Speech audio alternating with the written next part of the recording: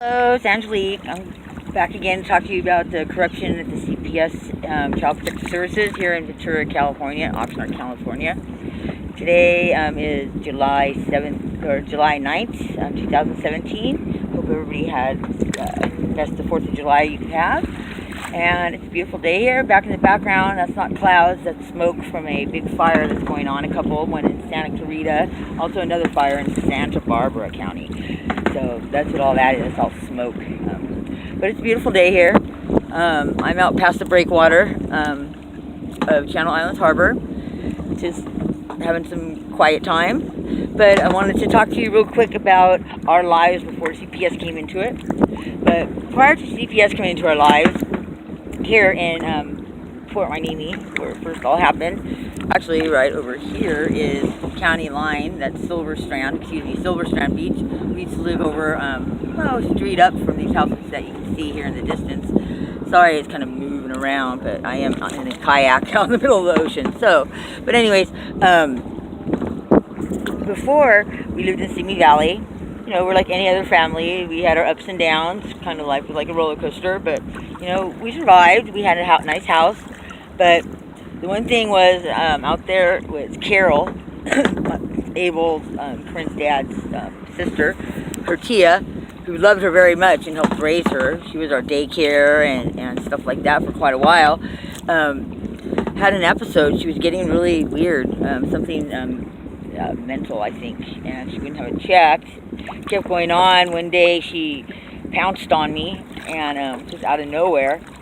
And Corinne grabbed the phone, and when she did, Carol pushed her. That's when I really knew something was wrong with her, because in a perfect world, she wouldn't have done that, ever done that.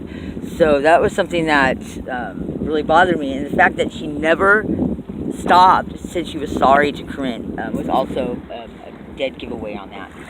But anyways, that was on a Martin Luther King Day, because Corinne was home from school that day. It was early in the morning. The next day, Corinne went to school, and I don't know what happened, but her teacher or someone overheard her, or whatever it be, saying that her Tia pushed her and she fell. And mandated reporters, they called CPS.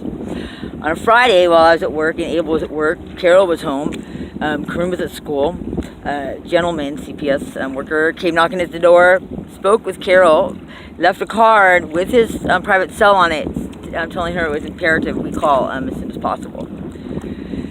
Needless to say, she never told us. Weekend went by. Monday morning, I'm just leaving the house, and a bang on the door, and it's the same CPS worker, kind of pissed off why I didn't call him, and never got the card or the message. And Carol came out of her little room and said, "Oh my God, I must have forgot."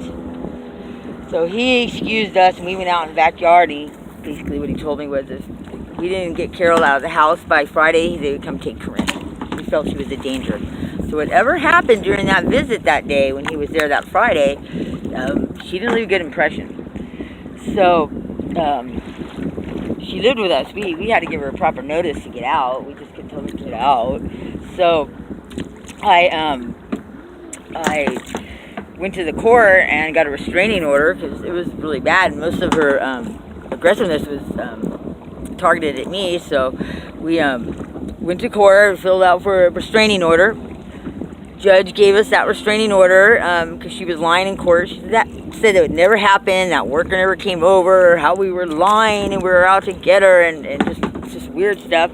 Judge took a break, came back out, said to me, "You don't get one for just a year, you get one for 3 years." And he called her a liar, and basically told her to get out of the courtroom before he arrested her. So, you know, he has a family court for getting a restraining order, and he probably went back and looked in his computer and made a phone call to see what was going on, and came back out, and that was that. So that's when we had to pack up and move here.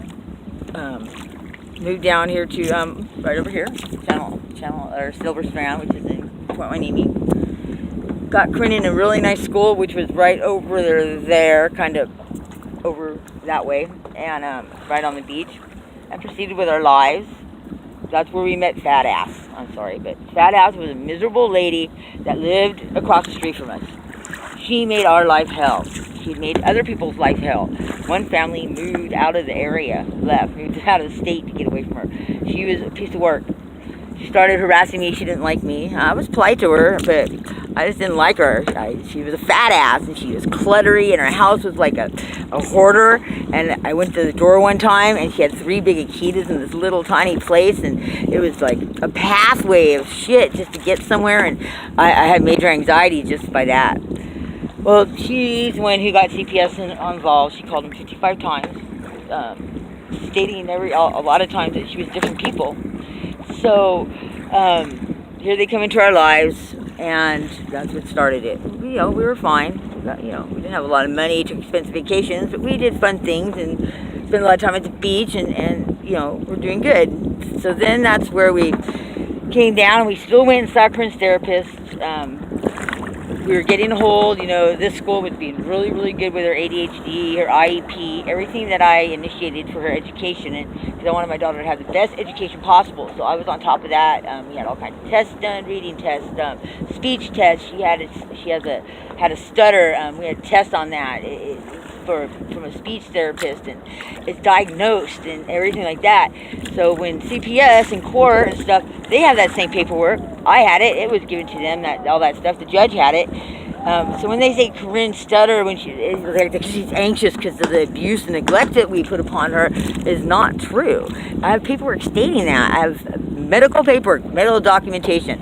I have documentation in the school. If they were they would have investigated. The school never thought anything was wrong with Corinne, and we were doing everything possible for our daughter to get the education she needed and to get up on it.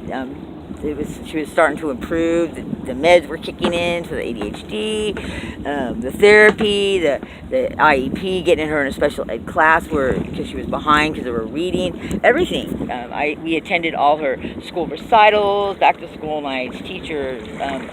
She went to, here someone was home, so in the afternoon to get her. But when we were at See Me, she went to Boys and Girls Club for 2.5 years, and the summertime there where I have all the dates we went that they printed out for me, everything.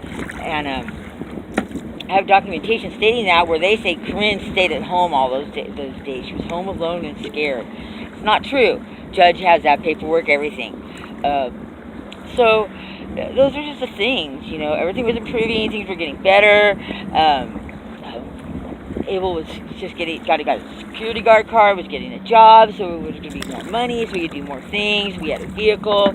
Things were good. And then that fat ass just came into our lives, and I'll tell you what happened after that.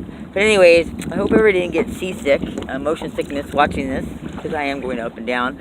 But I floated a little ways here. I think I should start paddling back. I will get back with you. All this paperwork that I talk about, I will show all at one time. So at some point, I'll go through a whole bunch of paperwork, and I get into a little bit more stuff. And then I'll have just one time, I'll just go through paperwork. Or maybe I'll do it next time and then afterwards too again. But anyways, have a great day, and take care, everybody. Bye.